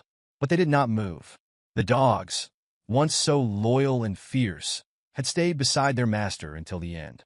Their unwavering loyalty stirred something deep within him, something foreign and unsettling. He had always viewed the world through the lens of survival, where only the cunning and treacherous endure. Yet here were creatures who had given everything, not for power or gain, but out of devotion. His thoughts darkened as he resumed his journey, reflecting on the harsh reality of this world. How many lifetimes did humans endure, only to meet such tragic and senseless ends? He pushed the thoughts away, reminding himself that weakness led only to death. In this world, he needed to be ruthless if he were to survive and thrive. There could be no room for sentiment. Eventually, Su-hei discovered a cave hidden deep in the forest. A puddle of water near the entrance concealed it well, making it an ideal hiding spot. He dragged the demon bear's body inside, grateful for the cover it offered. His strength was waning, and the wounds from his battle were beginning to take their toll. But he had no time to rest. He needed to consume the demon bear's remains and cultivate before the snake catchers or other threats could find him. The demon bear's flesh was rich and potent, its taste exquisite as he tore into it. As he devoured the body, Su-hei could feel the demon statue cauldron inside his stomach coming to life, absorbing the bear's essence and fueling his evolution. His body began to hum with power, and a familiar sensation of transformation surged through him. He had felt this before, the moment of ascension, the leap toward greater strength. Golden spikes emerged along his tail, gleaming in the dim light of the cave. He could feel it. He had broken through to the third level of spiritual cultivation. Not only had he reached the pinnacle of this level, but his tail had also sprouted 10 golden scales, each one radiating with newfound power. Su-hei reveled in the achievement, his eyes glowing with satisfaction. Every risk he had taken, every peril he had faced, had been worth it. As he settled deeper into his thoughts, a vision danced in his mind. Himself, standing tall with a mighty staff in hand, just like the legendary great sage Sun Wukong. He imagined reigning over the mountain, the creatures of the forest bowing before him as their king. 3 months had passed since Su-hei's fateful confrontation with the demon bear. Winter had relinquished its hold on the mountain, and spring's warm breath had brought new life to the land. Su-hei stirred from his deep hibernation, his body now measuring a formidable 8 centimeters in length, with 11 golden scales gleaming along his tail. He marveled at the transformation he had undergone, not just in size but in power. His senses had sharpened over the long months of rest, his perceptual abilities now far surpassing what they once were. Utilizing his newfound X-ray vision, he detected 2 wild boars roaming nearby. A hunger stirred in him, but it was tempered by a new sense of awareness. He reflected on his growth, both physically and mentally, over the past 3 months. It was time to stretch his muscles and hunt for sustenance. The decision was instinctive yet thoughtful. Swiftly, he struck, dispatching the male boar with lethal precision. The encounter ended in mere moments, his strength and speed rendering the boar defenseless. As he turned his attention to the second wild boar, he noticed her trembling. She was female and pregnant. His instincts urged him to kill, yet something deeper held him back.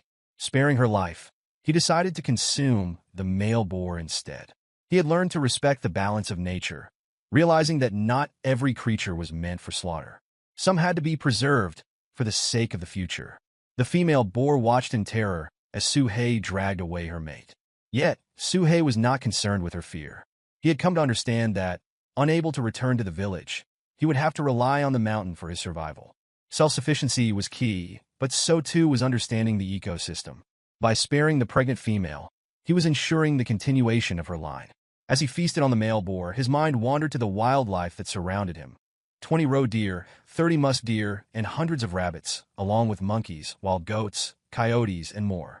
The mountain was bountiful, and provided he was careful not to overhunt, he could live comfortably here, indulging in the richness of the land. But Suhei knew that relying solely on the mountain would not be enough for his cultivation. He needed more. His mind drifted back to his past experiences, to the battles that had forged his strength. It was clear to him now, opportunity and adventure were what he required to advance, to grow even stronger. His resolve strengthened. Suhei decided it was time to return home, if only for a short while. The scene shifted to Thousand Snake Valley, a lush and vibrant place where snakes basked leisurely in the sunlight. It was a place of beauty, and with the arrival of spring, life was renewed. This was mating season for the snakes, and the valley was filled with anticipation.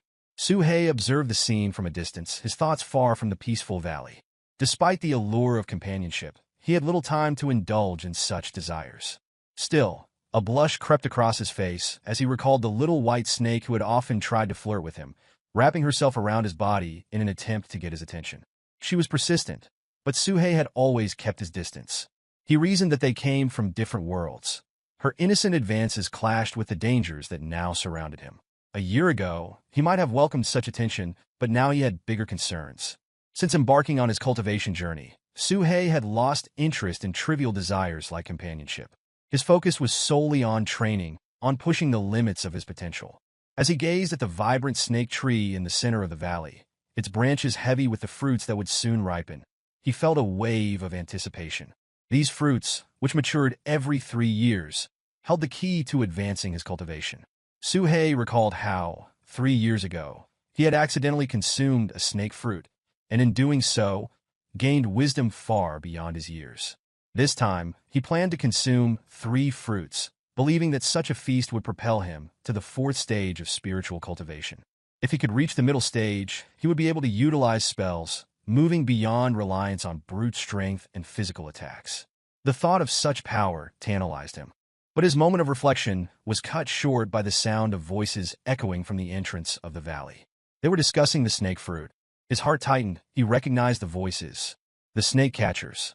They had returned. Among them was the voice of the young snake catcher, who had barely survived the mountain encounter 3 months ago. He was speaking to his companion, Senior Sister Song. Suhei listened intently, his heightened senses allowing him to pick up on every word. The young snake catcher expressed his regret over the death of their partner, Senior Brother Ding. Senior Sister Song reassured him, telling him that the past should be left behind. What mattered now was his survival. As the snake catchers discussed their next move, Suhei listened closely. Senior Sister Song asserted that they only required 2 of the snake tree's fruits. One of the other catchers warned her of the fierce beasts that guarded the valley, advising caution. But Senior Sister Song dismissed the concerns, her arrogance evident as she revealed that she had borrowed a powerful magical weapon from their master for this very occasion. She seemed unbothered, even confident, declaring that the only creature worth their attention was the old Snake King. If it revealed itself, they would kill it and use its gallbladder for medicinal purposes. Suhei's eyes narrowed. They were here for the fruit, and they had a weapon capable of confronting him. He weighed his options. He could flee, but if he did, the snake catchers would seize the ripened snake fruit. That was something he could not allow. His desire to advance his cultivation was far too great. Reflecting on his current state, Suhei knew he had reached the pinnacle of the 3rd stage of cultivation. He had fought and defeated stronger foes, beasts like the demon eel and demon bear, which had previously fended off the snake catchers. Perhaps these humans weren't as formidable as they seemed. However, as he remained hidden, Suhei sensed something unusual. The snake catchers unleashed a peculiar air attack. The odor in the air was faint but unmistakable poison. Instinctively, he covered his nose and leaped into the water, his golden scales gleaming briefly as he submerged himself. Beneath the surface, Suhei calmed his racing thoughts. He would observe, wait, and strike only when the time was right. As he hid, he hoped that the snake catchers' greed and treachery might cause them to turn on each other, just as they had on the snowy mountain months before. The snake catchers' attack had nearly wiped out the entire snake population in the valley. As the few remaining serpents slithered away in panic, one of the male snake catchers turned to Senior Sister Song, his voice dripping with uncertainty. He asked what they would do if the old Snake King failed to appear. She replied with an air of indifference, explaining that if the old Snake King didn't show, they would simply take the snake fruit. But she was confident he would come. After all, the old Snake King had lived for over a decade, clinging to life by relying on the fruit to prolong his years. Nearby, concealed within the shadows, Su-hei listened intently, a surge of anger bubbling within him. Old Snake King? Were they talking about him? His tail flicked with annoyance. These fools had no idea who they were dealing with. How dare they claim he was near death? Su-hei retorted silently, seething. It was not he who was nearing the end, it was they. Every day he grew stronger, his cultivation pushing him further toward immortality.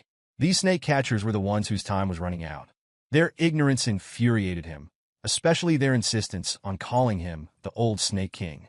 He recalled how the villagers had often referred to him as Old Black Snake, an insulting nickname he had never bothered to correct. But now, hearing these catchers use a similar title, he began to question its origin. Why did everyone seem to think he was old? Senior Sister Song, meanwhile, stood in front of the magnificent snake tree, admiring its beauty. Her eyes gleamed with greed as she drew closer to the fruit-laden branches. Su-hei shook off his irritation. Focus, he told himself. He couldn't afford to get distracted. The snake catchers were here for the snake fruit, and if they succeeded in taking it, his path to cultivation would be delayed. He watched, tense and ready to strike. Just as the snake catchers prepared to harvest the fruit, Senior Sister Song paused abruptly, her gaze sharp. Wait, she murmured. Su-hei's heart skipped a beat. Had she sensed him? He braced himself, ready for a fight, when suddenly, a loud crack echoed through the valley. The ground shook as chunks of the valley wall began to crumble. From above, a massive shadow lunged toward the snake catchers. Su-hei's eyes widened as a colossal black snake descended with terrifying speed, its attack narrowly missing Senior Sister Song, who evaded it by a hair's breadth. That's the old black snake, she shouted, her voice tinged with surprise, but steady. Su-hei blinked in disbelief, his mind reeling. This wasn't him. This was the true old black snake, the one they had been talking about. The real Old Snake King. For a moment, Su-hei felt a strange mix of relief and confusion. So, I'm not the Old Snake King after all? He realized then that this other serpent had been the source of all the trouble he had been blamed for. Its reputation had stained his own, making him out to be a monster when, in truth, he had kept to himself for most of his life, rarely leaving the valley until 3 years ago. He had inadvertently taken the blame for the old black snake's vicious deeds. As the two forces clashed, the air crackled with tension. The old black snake lunged at Senior Sister Song, its jaws wide, intent on devouring her. But Senior Sister Song was quick to react. With a wave of her hand, she cast a powerful spell, Swamp Spell. Thick, muddy water erupted from the ground, wrapping around the old black snake's mouth, silencing its roar and halting its advance. The force of the spell rippled through the valley, even reaching Su-hei's hiding spot. Despite the spell's strength, Su-hei could see that the old black snake was a formidable foe. Even in its advanced age, it fought with remarkable power, breaking through the swamp spell with sheer will. Mud splattered everywhere as the old black snake thrashed, its massive body coiling and uncoiling with terrifying energy. Su-hei watched in awe. The snake catchers were dangerous, yes, but this old black snake was no easy prey. Even with age against it, the serpent still had the strength to challenge these intruders. Senior Sister Song, with a fierce glint in her eye, reached for her magical weapon, the spiritual bell. As she charged at the old black snake, the bell let out an ear-splitting chime, its power resonating through the valley. The old black snake writhed in agony, its massive body twisting as if the very sound itself pierced through its scales. Su-hei, still hidden, winced at the noise. The surrounding cacophony felt like a dagger plunging into his skull, and for a moment, he thought his head might split open from the sheer intensity of it. Seizing the old black snake's moment of vulnerability, Senior Sister Song unleashed another attack. But this time, the strike merely glanced off the snake's back, ricocheting harmlessly off its tough, impenetrable scales. She paused, frustration flickering across her face. Its scales are incredibly tough, she thought, her eyes narrowing with realization. An idea bloomed in her mind. If they could kill this ancient serpent, its scales would make formidable armor. The temptation of such a prize gleamed in her thoughts, but her focus quickly returned to the task at hand. The male snake catcher, seeing her struggle, rushed to her side. "We can't take it down alone," he called out, urging her to join forces. She nodded, recognizing the truth in his words. Together, they launched a coordinated assault, their attacks synchronized in a deadly dance. Slowly, they began to wear the old black snake down, its once dominating presence now starting to falter under the relentless barrage. From his vantage point, Suhei watched the battle unfold, his thoughts racing. He couldn't deny that Senior Sister Song was much more powerful than the snake catchers he had faced before. Her mastery of the spiritual bell and her sheer magical prowess made her a formidable opponent. As the old black snake showed signs of weakening, Suhei's tail twitched with uncertainty. Should he intervene? He felt an instinctual pull to assist the old black snake. They were both snake beasts, after all, but something held him back. The snake fruit isn't ripe yet, he reminded himself, his eyes flicking toward the fruit hanging on the tree. If I act now, I might waste this opportunity. He clenched his jaw in frustration, knowing that it would be foolish to rush in too soon. But he couldn't just stand idly by. The old black snake, despite its age and reputation, was still one of his kind. After a brief moment of deliberation, Suhei decided to offer covert assistance. Using his tail, he picked up a rock, preparing to strike when the time was right. But just as he was about to act, he caught sight of something that sent a surge of anger coursing through him. Near the snake fruit tree, a figure was moving. A man had crept toward the tree while the snake catchers were preoccupied with the battle, and now he stood before the sacred snake fruit, attempting to uproot the tree itself. The man's greedy hands clawed at the roots as he muttered to himself, declaring that the tree and its precious fruit would be his. Suhei's eyes burned with fury. How dare he? His body coiled with rage as his tail lashed the ground. Anyone who threatened the very roots of the snake fruit tree was committing an unforgivable crime. Without a second thought, Suhei launched himself at the intruder, his intent clear. He would devour the man whole. There was no mercy for those who dared to threaten the lifeblood of the valley. Thank you for watching. To confirm you viewed the entire video, leave a comment with the word dragon. We can't wait to see you in the next chapter. Take care. The man, noticing the snake approaching, resolves to uproot the snake tree in a desperate attempt to escape. However, Snakey, advocating for reason, questions the man's intent to dig up the roots and cause such destruction. In a sudden turn of events, Snakey swallows both the man and the upper portion of the snake tree, initially unaware of the act. Moments later, discomfort arises within Snakey's stomach as the leaves from the tree are digested, leading to a sensation of impending explosion. Realizing the gravity of the situation, Snakey quickly regurgitates the man. He then begins chanting the heaven and earth incantation, attempting to summon the demon god cauldron to digest the man. However, when using its divine sense, Snakey discovers that the cauldron is already full, signaling that he has reached the peak of the third level of spiritual cultivation. Relieved to find that the leaves from the snake tree aren't poisonous, but simply too potent, Snakey contemplates whether the surge of berserk power he felt was caused by consuming too many leaves. Although the leaves were digested immediately, there was a noticeable delay in cultivating their energy. With this in mind, Snakey grabs the snake tree and begins to swim away, determined to escape before the fruits fall into the hands of the snake catchers. Meanwhile, the scene shifts to the old black snake, severed in two. One of the snake catchers sits atop its body, praising Senior Sister Song for defeating the creature in just 30 minutes. In response, Senior Sister Song, addressing him as Junior Brother Xiao, downplays her performance and suggests they move on to harvest the snake tree's fruits. To their surprise, they discover the tree has vanished. Suspicion fills the air as they exchange glances. Senior Sister Song quietly wonders if Junior Brother Xiao might be the thief. In response, Junior Brother Xiao sharply retorts that if she wanted the snake tree's fruit for herself, she could have simply asked instead of resorting to theft behind his back. As the tension builds, both Senior Sister Song and Junior Brother Xiao begin accusing each other of stealing the snake tree. Senior Sister Song sharply questions Junior Brother Xiao about his insinuations, demanding to know why he believes she's the culprit. Junior Brother Xiao, not backing down, claims she's the real thief and demands she reveal her accomplice. He promises not to inform the master once they return to the sect, as long as she confesses. Unmoved, Senior Sister Song denies having any accomplice, countering that if Junior Brother Xiao didn't take the tree, then someone else must have.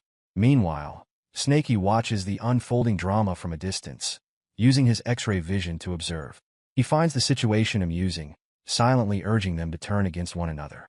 Suddenly, junior brother Xiao produces a jade teleportation token, declaring that since senior sister Song refuses to admit the truth, he will summon the sect master to settle the matter.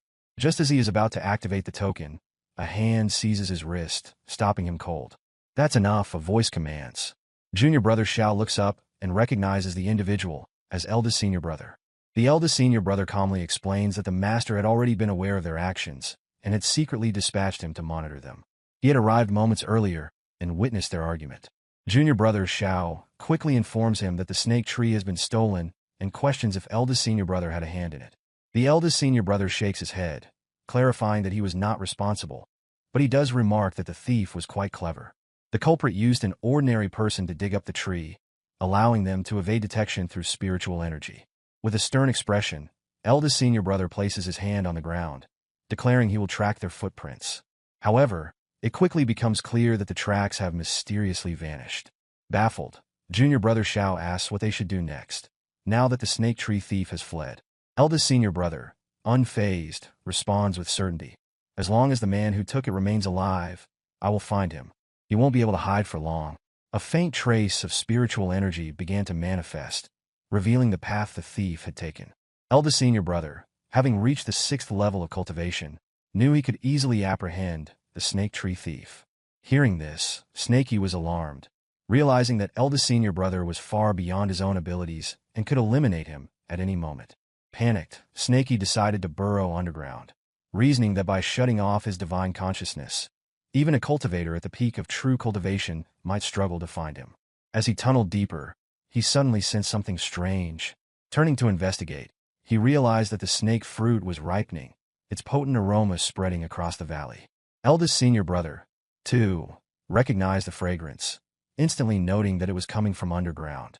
Without hesitation, eldest senior brother used the earth travel technique, a well-known spell among mid-stage cultivators, part of the 5 elements technique, commonly called the earth escape spell. As he navigated below the surface, Snakey, in a desperate move, hastily devoured the snake fruit, chanting furiously to activate the demon god cauldron and urging it to refine the fruit quickly.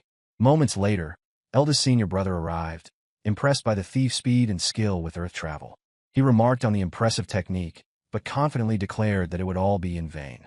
The treasure left by his ancestors made it impossible for the thief to escape unless they were a foundation establishment cultivator. With a grim determination, he vowed to hunt down every last one of them. Surging through the ground, his spiritual energy flared as he raged at the audacity of the thief who dared steal from the snake catchers. "They will face dire consequences today," he declared. Snakey, now feeling the overwhelming pressure of eldest senior brother pursuing him underground, was gripped by fear. Desperately, he urged the demon god cauldron to stop its sluggish pace and refine the snake fruit faster. If it didn't, they would surely be caught. Sensing the urgency, the demon god cauldron finally accelerated the refinement process. As the refinement sped up, Snakey couldn't help but wonder if the demon god cauldron actually understood his words. Suddenly, golden spiritual energy surged through Snakey's entire being, causing his venomous fangs to elongate, his muscles to swell, and new golden scales to form. He marveled at the sensation, feeling as though a new, more powerful version of himself was about to emerge. Just as this transformation unfolded, eldest senior brother arrived and observed Snakey, now achieving the 4th level of spiritual cultivation. To his surprise, eldest senior brother realized that the target he had been chasing wasn't just an ordinary thief. It was a snake. What's more, Snakey had advanced to the middle stage of spiritual cultivation without engaging in direct combat, instead focusing on seizing the snake tree and fleeing. This indicated a level of intelligence far beyond that of typical demons at this stage. Eldest senior brother quickly concluded that killing Snakey would be a mistake. Instead, he decided that capturing the snake and bringing it back to the snake cultivation sect for study would be a major triumph. Meanwhile, Snakey reflected on his recent breakthrough to the 4th level of cultivation. His golden scales felt stronger and more agile, a clear indication of his newfound power. But his thoughts were interrupted as eldest senior brother lunged at him, wielding a whip formed from spiritual energy. Snakey's eyes widened as he observed the approaching weapon, wondering if this man possessed advanced spellcasting abilities. He quickly noted the presence of a treasure embedded within the weapon, a spiritual rope-like whip. Recognizing the danger, Snakey knew that being captured by this weapon would spell his doom. Determined to defend himself, he braced for the attack, hoping his newly strengthened golden scales could deflect it. However, to his horror, the spiritual rope slipped effortlessly past his defenses. The golden scales, though powerful, could not block or evade the whip strike. In that moment, Snakey realized with a sinking feeling that he could neither destroy nor escape this attack. In this intense confrontation, Snakey, armed with his golden scales, attempts to deflect an attack from the snake catcher, confident that his defense is impenetrable. But to his shock, the snake catcher's strike pierces through, hitting him directly. The snake catcher reveals that his weapon is an upper-grade spiritual treasure, making Snakey, only at mid-stage cultivation, powerless to block it. This treasure is strong enough to even subdue late-stage demonic beasts without resistance. Realizing this, Snakey quickly assesses the situation. Spiritual treasures are governed by divine consciousness, so Snakey summons his own divine power as the demon god cauldron materializes. He boldly declares that he will destroy the snake catcher's divine consciousness. Yet, despite his efforts, the snake catcher's attack counters his divine power, leaving Snakey doubting his own strategy. Meanwhile, the snake catcher smugly believes his divine consciousness, now fused with his beast-taming technique, is indestructible. He claims it could only be destroyed by a cultivator in the Foundation Establishment realm, a realm Snakey hasn't reached. Undeterred, Snakey comes up with a new, wild plan. If he can't eliminate the attack with his divine consciousness, then he'll consume it, literally. Using brute force, Snakey traps the snake catcher's spiritual treasure inside his stomach. The treasure writhes, struggling to escape, but Snakey's thick skin holds it captive. Snakey realizes that controlling such a powerful treasure drains the snake catcher's true chi. So if he can keep the treasure confined, he'll eventually exhaust his enemy. Panicked, the snake catcher calls out desperately for his spiritual treasure to break free. But Snakey, determined to tire him out, flees, dragging the encounter on. An hour later, the chase continues, with the snake catcher relentlessly pursuing him, using his earth-traversing technique to increase his speed. However, the confined terrain is working against him. His true chi is rapidly depleting, and he knows he needs to end this fight soon. The snake catcher yells at Snakey to return his treasure, but Snakey ignores him, still evading as he observes that the spiritual treasure inside him is beginning to stabilize. Snakey realizes the snake catcher is running low on true chi, and now is the time to strike back. Understanding that he can't keep running forever, Snakey devises a final plan. For a demonic beast like him, close combat is the key to victory. Noting that the snake catcher has kept a safe distance of 10 meters during their fight, Snakey decides to slow his pace, luring him closer. The snake catcher, seeing Snakey slow down, assumes he's reaching his limit. He starts threatening Snakey, vowing to slice open his stomach and reclaim his beast-taming ring. As the battle intensifies, the snake catcher launches a flurry of attacks, calling them celestial wind blades. Each strike aims to overwhelm Snakey, but with precise movements, Snakey uses his golden scales to deflect the powerful blows. Spotting an opportunity, Snakey prepares to counterattack. The snake catcher, puzzled, wonders why his celestial wind blades, capable of killing any mid-level beast, couldn't even scratch Snakey. Realizing his current weapon won't do, the snake catcher decides to switch tactics. Drawing his snake-slaying sword, he unleashes its terrifying power. A massive phantom snake spirit appears behind him, and the snake catcher warns Snakey, telling him not to take it personally if he becomes ruthless. This sword has claimed the lives of countless serpents and demands a blood offering once unsheathed. But Snakey is unfazed. He charges forward, and the two clash once more. The snake catcher strikes fiercely, but Snakey's golden scales absorb the hits with ease. Shocked, the snake catcher quickly realizes his sword isn't powerful enough to pierce Snakey's formidable defense. With a swift counter, Snakey sends the snake catcher sprawling, confidently stating that the snake-slaying sword won't be enough to break through his defenses. Slightly injured from the impact, the snake catcher is stunned when he notices his sword has been damaged. Even as he channels his true chi to heal his wounds, he can't stop the growing realization. This might not be an ordinary snake. Could it be a dragon hatchling? Panic sets in as the snake catcher considers his next move. They are deep underground in Snake Valley, and he knows he has to escape to report this to his sect leader.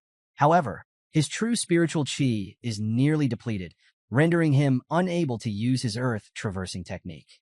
Just as he begins to lose hope, he spots an opening above. Feeling as if the heavens are on his side, he activates his wind-riding skill and dashes for freedom, intent on warning his sect about the dragon hatchling. But Snakey is already ahead of him. The snake catcher finds himself ensnared by snake skin. He suddenly recalls seeing Snakey shedding earlier during its breakthrough. Snakey had planned this all along. As Snakey closes in, he swiftly tears off one of the snake catcher's hands.